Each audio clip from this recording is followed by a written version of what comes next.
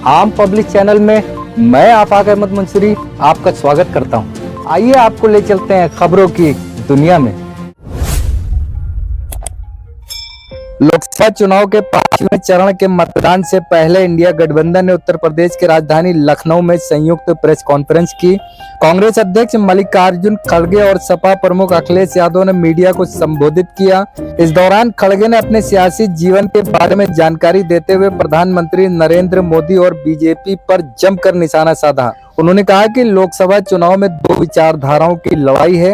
ये चुनाव संविधान और आरक्षण बचाने का है। खड़गे के सुर में सुर मिलाते हुए अखिलेश यादव ने भी इन्हीं बातों को दोहराया। मल्लिकार्जुन खड़गे ने कहा कि पीएम मोदी कहते हैं कि देश के 80 करोड़ गरीबों को हम मुफ्त अनाज दे रहे हैं। उन्होंने ये कभी नहीं बताया कि खाद्य सुरक्षा कानून कांग्रेस की सरकार लेकर आई थी। इंडिया गठबंधन की सरकार आएगी तो हम 10 किलो अनाज देंगे। कर्नाटक और तेलंगाना में हमने ऐसा करके दिखाया है। वहीं अखिलेश यादव ने भी संविधान और लोकतंत्र बचाने के लिए दलित समुदाय से इंडिया गठबंधन को वोट देने की अपील की। अखिलेश यादव ने कहा कि बहुजन समाज के लोगों से अपील करूंगा कि जो लोग बाबा साहब भीमराव अंबेडकर में आस्था रखते हैं और उनके बनाए संविधान को बचाना चाहते हैं, वो अपना वोट खराब न करें और इंडिया गठबंधन की मदद करें। लोकसभा चुनाव 2024 के ऐलान के बाद पहली बार है जब मल्लिकार्जुन खड़गे और अखिलेश यादव एक साथ मीडिया से मुखातिब हुए हैं। मल्लिकार्जुन खड़गे की लखनऊ में प्रेस कॉन्फ्रेंस रखने के पीछे माना जा रहा है कि 5वें चरण में अवध क्षेत्र में वोटिंग होनी है। इस इलाके में दलित वोटर काफी अहम फैक्टर माने जाते हैं। मल्लिकार्जुन खड़गे दलित समुदाय से आते हैं। उन्होंने प्रेस कॉन्फ्रेंस के दौरान जिस तरह से अपने राजनीतिक जीवन का जिक्र किया, उसे दलित समुदाय को दिए जाने वाले सियासी संदेश से जोड़कर देखा जा रहा है। यूपी में दलित वोटर एक समय बसपा का कोर वोट बैंक हुआ करता था, लेकिन 2014 के बाद से वो बीजेपी के साथ खड़ा नजर आ रहा है। दलित वोटों के बिना बीजेपी को मत देना इंडिया गठबंधन के लिए आसान नहीं है। खड़गे ने आरएसएस प्रमुख मोहन भागवत के बयान का भी जिक्र किया। उन्होंने कहा कि उन्होंने संविधान को बदलने की बात की थी। बीजेपी के कई नेता संविधान बदलने की बात करते रहते हैं, लेकिन पीएम मोदी इन सब लोगों को कभी मना नहीं करते हैं। खड़गे ने कहा कि ये लोकसभा चुनाव देश के भविष्य और संविधान को बचाने के लिए है। संविधान बचेगा तो ही आरक्षण बचेगा। इस तरह से दलित समुदाय को ये संदेश देने की कोशिश की गई है कि बीजेपी अगर सत्ता में आएगी तो संविधान को समाप्त कर देगी और आरक्षण भी खत्म हो जाएगा। आज के इस प्रेस कॉन्फ्रेंस में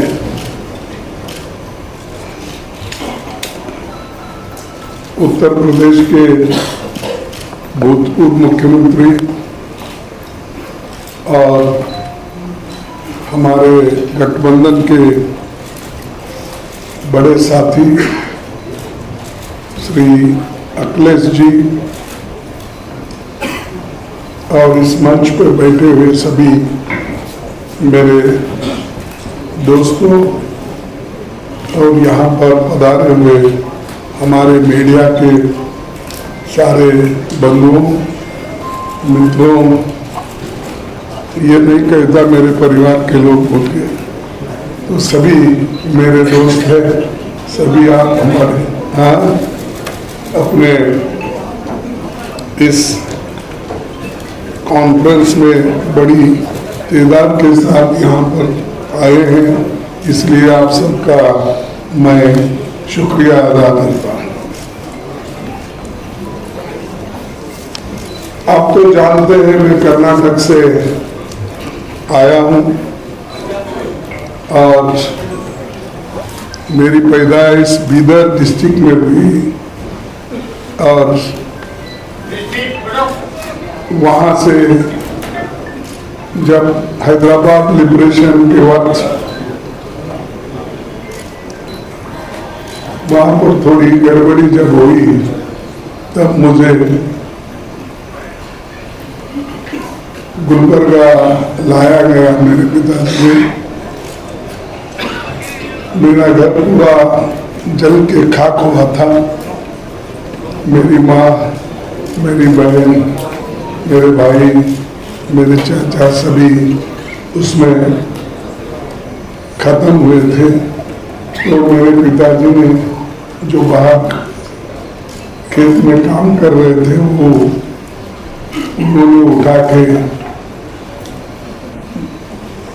मेरे को यहाँ गुलबर्गा में घूमते घूमते गुलबर्गा में आए और गुलबर्गा में ही थोड़ी सी पढ़ाई वहीं पर हो गई और उसके बाद में मैं एक ही आदमी अपने घर में था तो इसलिए मुझे हर चीज़ में दिक्कत होती थी। फिर मैं लेकिन थोड़ा लड़ाकू रहने से अब तक मैं जिंदा हूँ। तो ये मेरी अल्प परिचय आपको मैं देना चाहता हूँ और मैं बहुत से चुनाव लड़ा। आप लोगों की दुआ और बुजुर्गों की दुआ, बहुत से हर एक चुनाव में मुझे कांग्रेस ने जिताया और एक ही इलेक्शन जो 2019 का था उसमें मुझे थोड़ा सा पीछे हाथ हो गई। फिर भी परवाह नहीं, ये तो अपनी बात तुम्हारे पास इसलिए रख रहा हूँ कि बहुत से हमारे दोस्तों को अपने बारे में मालूम नहीं होता और दूसरे लोग भी ये वो ज़्यादा इसमें इंटरेस्ट लेके पूछते भी नहीं। तो ये प्रेस कॉन्फ्रेंस जो है बड़ा महत्वपूर्ण प्रेस कॉन्फ्रेंस है, क्योंकि अभी तक 4 चरण के चुनाव पूरा हो चुके हैं। इंडिया गठबंधन मजबूत स्थिति में है। हिंदुस्तान की जनता ने मोदी जी की विदाई तय कर दी है। पूरे देश का माहौल देखकर मैं विश्वास के साथ कह सकता हूं 4 जून को इंडिया गठबंधन नई सरकार बनाने जा रही है। हो सकता है आप लोगों को ताजुब होगा, ये इलेक्शन रहने की वजह से हर लोग बड़ा ये अचंभे से ही इसको देखते हैं। और 2024 का चुनाव देश का सबसे बड़े महत्वपूर्ण चुनाव है। ये चुनाव देश के लोकतंत्र को बचाने का, संविधान को बचाने का ये चुनाव है और एक विचारधारा का चुनाव है। हम 2 विचारधाराओं के बीच लड़ रहे हैं।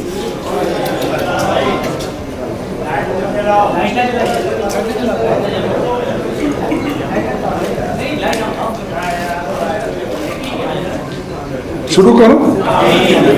तो ये 2 विचारधाराओं की लड़ाई भी है। एक तरफ गरीबों के पक्ष में लड़ने वाले पार्टियां एक होकर लड़ रहे हैं और दूसरे तरफ जो अमीरों के साथ रह के अंधश्रद्धा और जो अपने को ठीक लगता है वैसे लोग धर्म के आधार पर, रिलीजन के आधार पर वो लड़ रहे हैं। लेकिन हमारी लड़ाई गरीबों के ओर से है, जिनको खाने के लिए एक वक्त का खाना भी नहीं मिलता, जिनको नौकरी नहीं मिलती और जो लोग एम्प्लॉयमेंट के लिए तरसते हैं, पढ़ लिख के वो लोग। धन्यवाद देता हूँ अविनाश पांडे जी का। हमारे साथ आप जिनकी बात सुन रहे थे आदरणीय कांग्रेस पार्टी के राष्ट्रीय अध्यक्ष आदरणीय मल्लिकार्जुन खड़गे जी, कांग्रेस पार्टी के उपस्थित सभी हमारे नेता और समाजवादी पार्टी के प्रदेश के अध्यक्ष श्यामलाल पाल जी, पार्टी के सभी नेता और प्रेस के साथियों का मैं बहुत बहुत धन्यवाद और आभार प्रकट करता हूँ। चौथे चरण का चुनाव खत्म हो गया है भारतीय जनता पार्टी का झूठ जितना पहाड़ चढ़ना था पहाड़ चढ़ चुका है, चोटी से अब उतरना शुरू हो गया है, अब लुढ़कना शुरू हो गया है। उनका काउंटडाउन के साथ साथ माउंटेन डाउन भी शुरू हो गया है। मैं अपने प्रेस के साथियों को भी 4 जून के जो सुनहरा समय आने वाला है उसके लिए बधाई दूंगा कि उस दिन फ्रीडम ऑफ प्रेस का दिन भी होगा।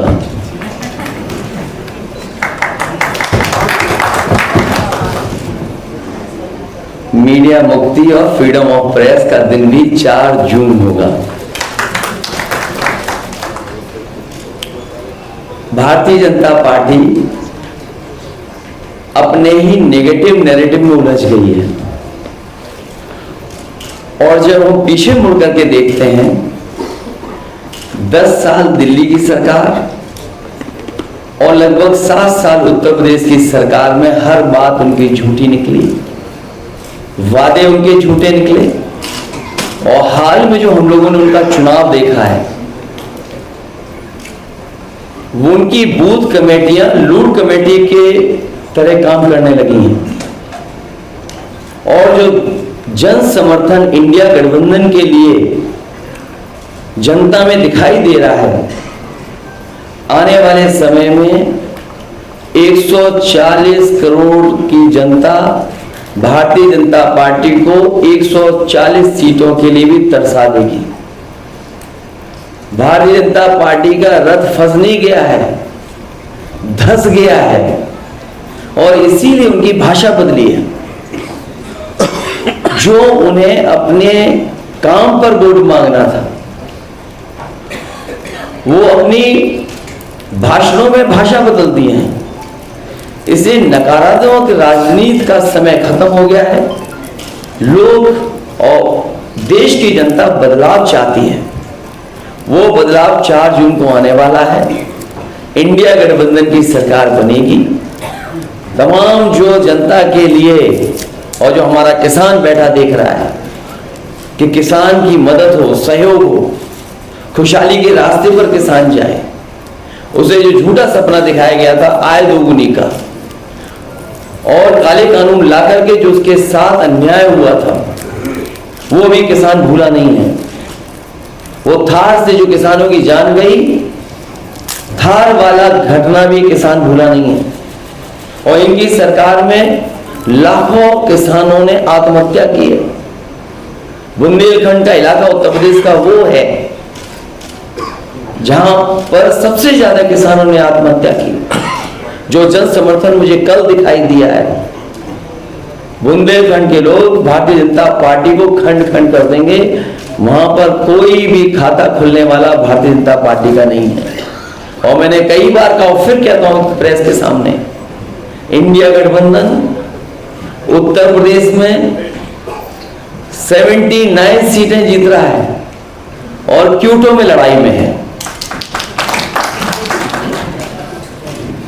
जो नौजवान देख रहा है कि उसकी हर परीक्षा, उसका पेपर लीक हुआ, जिन्होंने तैयारी करके गए, कोचिंग करके गए और जब वो परीक्षा दे करके घर लौटे तो निराश हो गए क्योंकि परीक्षा का पेपर लीक हो गया। ये सरकार नौकरी नहीं देना चाहती। नौकरी खोने से नौजवानों का 1/3 जीवन बर्बाद हो गया। कई मौकों पर कहा मैंने, वो गणित बताया कि अगर एक परिवार के 3 सदस्य इस सरकार से नाराज हैं, जो बेटा या बेटी परीक्षा लिखने गई थी और उसके केवल माँ बाप को हम जोड़ दें, 3 गुणा 60 लाख बनता है 1,80,00,000 और 1,80,00,000 अगर हम भाग दे दें 80 लोकसभाओं से तो हर लोकसभा में 2,25,000 वोट कम भारतीय जनता पार्टी का हो गया। इसकी भरपाई कहां है? इसलिए पूरा सफाया होने जा रहा है। किसान, नौजवान, व्यापारी, हर वर्ग के लोग भारतीय जनता पार्टी की जो पुरानी कहानी है सुन सुन करके थक गए हैं। इनके जो घिसे पिटे डायलॉग है उनको भी कोई नहीं सुनना चाहता है। इसलिए इस बार परिवर्तन होना तय है। इंडिया गठबंधन सबसे ज्यादा सीटें उत्तर प्रदेश में भी और देश में जीतने जा रहा है। मैं एक बार फिर आदरणीय मल्लिकार्जुन खड़गे जी का बहुत बहुत धन्यवाद देता हूँ, आभार प्रकट करता हूँ, क्योंकि जो आह्वान आपने किया वही आह्वान हम लोग कर रहे हैं कि आज लोकतंत्र को खतरा है। ये लोकतंत्र के पीछे तो पड़े ही हैं, हमारी आपकी जान के पीछे भी पड़े थे। अब ये कहते हैं कि हम वैक्सीन वापस ले लेंगे, जो शरीर में हमारे वैक्सीन चली गई, अब बताओ उस शरीर से कैसे वापस लेंगे। और लोकतंत्र तो खत्म करना ही चाहते हैं। संविधान ने जो अधिकार, न्याय और जो हमारे लिए रास्ता चुना था उसको भी खत्म करना चाहते हैं। उससे पहले हमने आपने देखा है कि हर इंस्टीट्यूशन को इन्होंने खत्म कर दिया, हर इंस्टीट्यूशन को ये खत्म कर रहे हैं। इंस्टीट्यूशन का खत्म होना ही हमारे आपका बाबा साहब भीमराव अम्बेडकर जी का दिया हुआ संविधान को खत्म करने का रास्ता है। इसलिए देश की जनता लोकतंत्र को भी बचाएगी और भारतीय जनता पार्टी को इस बार हारने का काम करेगी। बहुत बहुत धन्यवाद। प्रधानमंत्री ने कहा कि 400 पार, कल अमित शाह जी ने कहा है कि 4 चरणों में हम 270 क्रॉस कर चुके हैं। अखिलेश जी ने अभी 140 कहा, राहुल जी ने 150 कहा है बीजेपी के लिए। आप बीजेपी को कहां तक देख रहे हैं और कांग्रेस पार्टी को आप कहां तक देख रहे हैं? कांग्रेस पार्टी को सवाल एक साथ और है, अगर आप दे सकें। एक प्रश्न जोड़ देता हूं, अलग सा सवाल सर। स्वाति मालीवाल को लेकर के दिल्ली मुख्यमंत्री की आवाज पर आरोप लगाए गए। पहला प्रश्न, देखिए, आपने जो पहला प्रश्न पूछा इसका जवाब मैं ये देता हूं कि मोदी जी 400 पार जो पहले से बोलते आ रहे हैं,